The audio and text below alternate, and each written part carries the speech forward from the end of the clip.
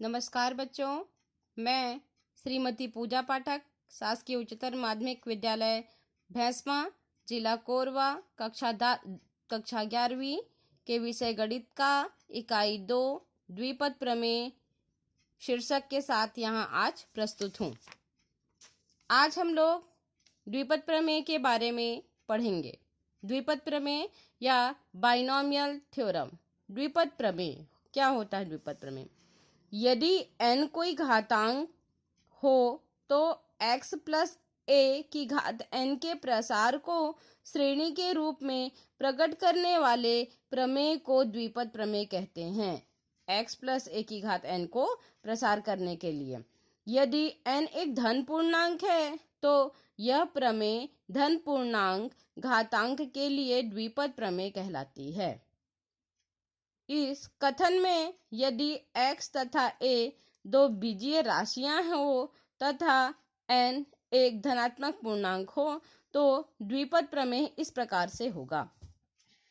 x plus a की घात n तो nc0 x की घात n a की घात 0 प्लस nc1 x की घात n माइनस 1 a की घात 1 प्लस nc2 x की घात n माइनस 2 a की घात 2 plus dash dash dash ncr x की घात n माइनस r a की घात r प्लस ncn x की घात n माइनस n a की घात n, जहाँ पे nc0, nc1, nc2, ncr और ncn प्रसार में क्रमशः प्रथम द्वितीय r प्लस 1वें और n प्लस 1वें पदों के गुणांक हैं।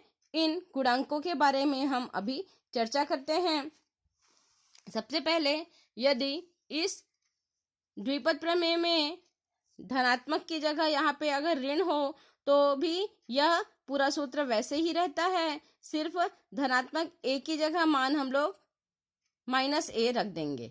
तो उसके लिए भी हमें ये सूत्र मिलेगा x to the power n minus nc1 x to the power n minus 1 a plus nc2 x to the power n minus 2 a square plus dash dash dash minus 1 to the power r ncr x to the power n minus r a to the power r plus minus 1 to the power n a to the power n।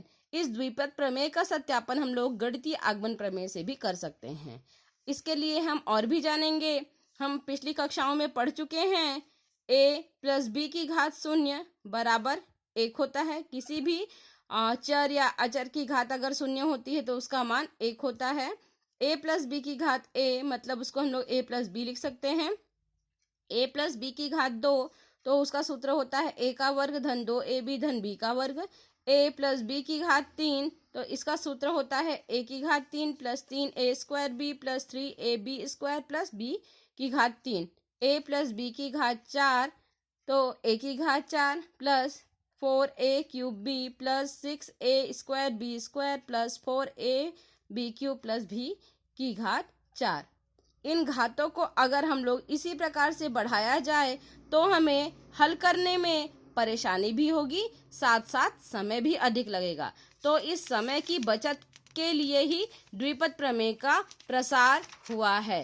अब इस प्रसार पे हम लोग विचार करते हैं। अगर इस पे विचार किया जाए तो हमको यह मिलता है कि प्रसार में पदों की संख्या घातांक से एक अधिक है। मतलब घात अगर 0 है तो 1 अंक, घात अगर 1 है तो 2 पद, घात अगर देखिए यहाँ पे घात 0 है तो 1, घात 1 है तो 2 पद, घात 2 है तो 3 पद, घात 3 है तो 4 पद और 4 है तो 5 पद।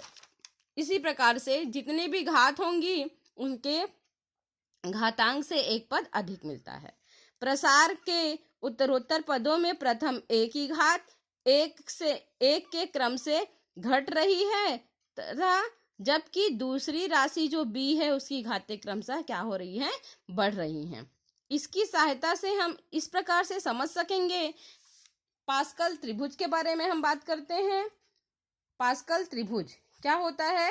अब a और b के उत्तरोत्तर विस्तार के विभिन्न पदों में गुणांकों को निम्न प्रकार से लिखते हैं।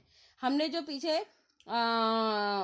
विस्तार किया उसके अगर सिर्फ गुणांकों की बात करेंगे तो वही n की घात अगर 0, घात क्या है, अगर शून्य है तो उसका गुणांक 1 बस मिल रहा है, घात 1 है तो पहले पद का गुणांक भी 1 है, दूसरे पद का भी 1 है, 2 मिल रहा है तो पहले का 1, दूसरे का 2, तीसरे का 1, 3 है तो पहले का 1, दूसरे का 3, फिर 3, फिर 1, इस प्रकार से क्या हो रहा है, गुणांक मिल रहा है। हम लोग देखते हैं कि ये जो संरचना है हमें एक त्रिभुज की भांति दिखाई दे रही है, अतः इसे पास्कल का त्रिभुज भी कहा जाता है। ऊपर जो दिए गए द्विपद प्रमेय के गुणांकों को हम लोग अगर संचय के सूत्र के रूप में लिखते हैं तो पास्कल का त्रिभुज इस प्रकार से बनेगा, 0C0, दूसरे के लिए NC0 sorry 1C0 1C1, 2C0 2C1 2C2, 3C0 3C1 3C2 3C3, 4C0 4C1 4C2 4C3 4C0। हम NCR का मान इस प्रकार से भी निकाल सकते हैं, एक सूत्र भी होता है, NCR is equal two factorial n upon factorial r into factorial n minus r, या इसको निकालने का सबसे ही आसान तरीका होता है, जैसे दिया है 4C2, 4 लिखा है ऊपर, n की जगह में जो मान होता है 4 लिखा है तो उसको हम लोग घटते क्रम में, नीचे कितना लिखा है 2 लिखा है तो 2 बार घटते क्रम में गुणा करेंगे, 4 इंटू 3 करेंगे, और नीचे 2 लिखा है तो 1 से गुणा को बढ़ाते जाएंगे तो 1 इंटू 2, इस प्रकार इसका मान और इसका मान दोनों का मान बराबर आता है, तो ये आसान तरीका होता है हल करने का। अब आते हैं कुछ व्यापक पद के सूत्र के बारे में भी देख लेते हैं। सूत्र हम पहले बता देते हैं, इसके बाद हम लोग कुछ प्रश्नों को हल करेंगे। व्यापक पद का सूत्र होता है, इसे जनरल टर्म्स भी फाइंड करने के लिए यूज किया जाता है। व्यापक पद मतलब क्या होता है कि जब हम लोगों को प्रश्न में अचानक से मतलब किसी पर्टिकुलर एक पद के बारे में पूछा जाता है, जैसे घात अगर 2 पदों के प्रसार में यहाँ n की जगह अगर 16 लिखा गया है कि 16 पदों तक विस्तार होता है, लेकिन हमको सिर्फ 12वां पद ही चाहिए, तो इसके लिए जनरल टर्म्स के फॉर्मूले का यूज करते हैं। यह है x plus a is equal to the power n, nc0 x to the power n minus 0 a to the power 0 plus nc1 x to the power n minus 1 a plus dash dash dash, इसी प्रकार से a to the power n। ये प्रसार हो गया। इसके लिए व्यापक पद जो ज्ञात करते हैं उसका सूत्र है t r plus 1 is equal to NCR x to the power n minus r a to the power r। ठीक है, जहां पे r प्लस 1 पद व्यापक पद के लिए कहलाता है। इसका मान NCR x to the power n minus r और a to the power r होता है। अब हम लोग कुछ प्रश्नों को हल करते हैं जिससे कि हमें और भी अधिक समझ में आएगा।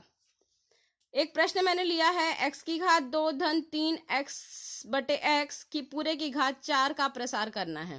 द्विपद प्रमेय से हम लोग करते हैं प्रसार, तो इसका सूत्र होता है x प्लस a की घात n बराबर x की घात n plus nc1 x to the power n minus 1 a to the power 1, nc2 x to the power n minus 2 a to the power 2 plus dash dash dash, इसी प्रकार से NCN a to the power n होता है। हम लोग इस प्रश्न को तुलना करते हैं जहां पे हम लोग को x का मान x का वर्ग मिलता है और a बराबर 3 बटा x और n इज इक्वल टू इसकी घात कितनी है, 4 है।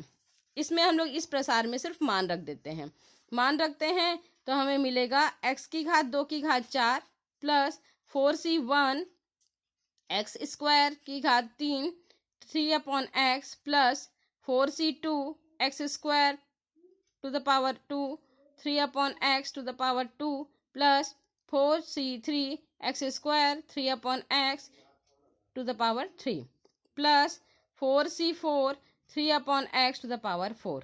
इसे हल करते हैं, ये दोनों आपस में गुणा होगा तो हमें प्राप्त होगा x की घात 8 plus 4x to the power 6 into 3 upon x plus 4 into 3 upon 2 into 1 x to the power 4 into 9 upon x square plus 4 into 3 into 2। हमने पहले बता दिया है कि NCR को किस प्रकार से हल किया जाता है, पीछे बताया गया है। मतलब यहाँ पे दिया था ये 4c3 मतलब 4 into 3 into 2 upon 3 into 2 into 1 या 1 इंटू 2 इंटू 3 भी लिख सकते हैं। X square into 27 upon x cube plus 81 upon x to the power 4। इस प्रकार से इसे हल करने पर हमें मिलता है एक्स की घात 8 धन 12 एक्स की घात 5 plus 54 x square plus 108 upon x plus 81 upon 4। Thank you.